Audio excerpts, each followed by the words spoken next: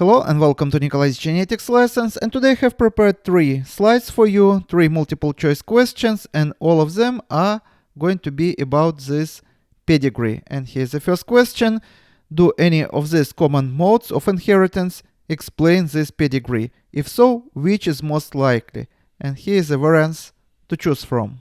If you take a close look at this pedigree, you will notice some peculiarities here, because mostly males are affected here.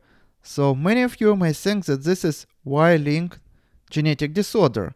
If we can explain inheritance here, for example, father gives Y chromosome to his son and his son is affected, but we cannot explain why this person here is affected, because he cannot get this defective Y chromosome from his grandparent through his mother, because mother inherited 2 X chromosome, one from the mother side, another from the father side. So this male here got his Y chromosome from his father here, who got his Y chromosome from his father here. Actually, this pattern of inheritance can be explained with X-linked recessive genetic disorder. Take a look. For example, genotype of this male is going to be defective X chromosome and normal Y chromosome. So I'm going to use different colors.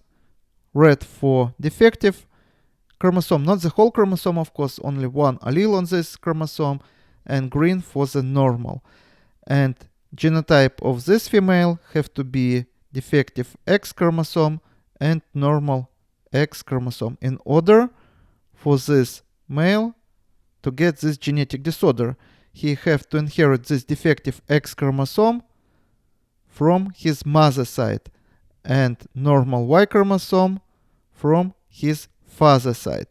This is X-linked recessive genetic disorder, so his mother's phenotype is normal because she has normal X chromosome, but males are said to be hemizygous, and because they have only one X chromosome, even recessive genetic disorder, because males doesn't have other X chromosome with normal allele on it, even recessive genetic disorders, X-linked connected, would be in males manifested as dominant. Now, how this male got this genetic disorder? He got it from his mother side. Mother got one defective X chromosome from, it can be her mother side or her father side, and one normal X chromosome. So now we know that she got normal X chromosome from the mother side, so it excludes defective X chromosome from the mother side. We can say that she got one defective X chromosome from the father side and one normal chromosome from the mother side. Her phenotype is normal, but she is a carrier. And her son inherited from her mother side this defective X chromosome and normal Y chromosome from his father side. Now let's talk how come that this female is affected. She is the only one here, the only one female who is affected. The rest are males. Let's start from here. This male has one defective X chromosome, normal Y chromosome, and his spouse has 2 normal X chromosomes. And this female, here their daughter, got defective X chromosome from the father side and normal X chromosome from the mother side. And her daughter, which is here, also got this defective X chromosome from her mother side and normal X chromosome from her father side. So her phenotype is normal. So this female got one defective X chromosome from her father side and another defective X chromosome from her mother side. So this explains why she is affected. Now let me explain why this type of genetic disorder in males are much more frequent in males than in females. So imagine that this is defective genotype of the male, defective X chromosome and normal Y chromosome. And the frequency of this defective allele in a population, in a gene pool, would be 1 out of 100. So 1 out of 100 males would be affected. So this genotype means affected phenotype. But in females, in order to be affected, female have to have 2 defective X chromosomes. With a frequency of 1 out of 100, that means that female would have this genetic disorder with frequency 1 out of 10,000. Now compare the frequency of this genetic disorder in males, 1 out of 100, and frequency of the same genetic disorder in female as 1 in 10,000. So now you see that pedigree that we see here can be explained with X-linked recessive genetic disorder, and now we can move to the second question. The same pedigree here, and new question. The affected female at the bottom of the pedigree comes to you for advice about her future children. What would you tell her? So now we are talking about this female. The first statement, your male and your female children would have the disorder. This is not true. This female has 2 defective X chromosomes, or 2 defective alleles on the X chromosome. And if this female is going to marry a male whose genotype is normal, normal X, normal Y chromosome, in their progeny, we can see the following. Take a look. We're just using simple Punnett square. Normal X chromosome from the father side, defective X chromosome from the mother side, normal X chromosome from the father side, and defective X chromosome from the mother side. And defective X chromosome from the mother side, normal Y chromosome from the father side, defective X chromosome from the mother side, and normal Y chromosome from the father side. So as you see, 50% are going to be males, and they are all going to be affected. Another 50% of the progeny are going to be females, and they are going to be phenotypically normal. Those 100%, all of them are going to be carriers. So now let's analyze all the statements. Your male and your female children would have the disorder. This is not true. Only male children would have disorder.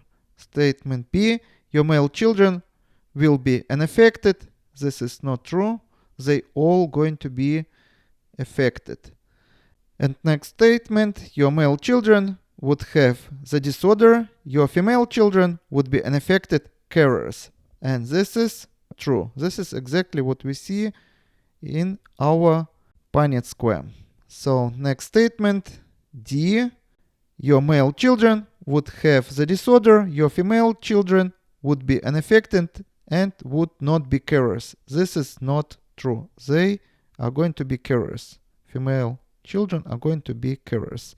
Next statement, your male children would have 50-50 chance of being affected by the disorder. Your female children would have the same chances of being carriers. This is not true. All male children are going to be affected, and all female children are going to be carriers. Now let's move to the next question. And the last question, the female at the top right remarried, hence connected to 2 males. She had a daughter. What is the daughter's genotype? Now we are talking about this female here. One marriage is shown here, another marriage shown here. In this marriage she had 3 children, 2 daughters and son. In the second marriage, 1 daughter. It is clear that her first husband had this genetic disorder, which is X-linked recessive genetic disorder, had defective X chromosome, normal Y chromosome. The daughter here got defective X chromosome from father side, normal X chromosome from her mother side, and she passed this defective X chromosome to her son, and son got normal Y chromosome from his father. So we assume that this is a rare genetic disorder, and there is no reason for us to assume that this female is a carrier. We also know that her second husband didn't have this genetic disorder. If his X chromosome would be defective, 1 allele on it, then this person is going to have the same phenotype as first husband, but he is normal. That means that genotype and phenotype of the daughter have to be normal. If we are going to use single color instead of red and green, what this genotype means? This means that this female affected. This female is carrier. This male is normal. This female is normal. This male is affected. And this female just has extra X chromosome. So out of all these variants, we are going to choose genotype of the daughter, and the daughter's genotype is going to be 2 normal X chromosomes. Answer D.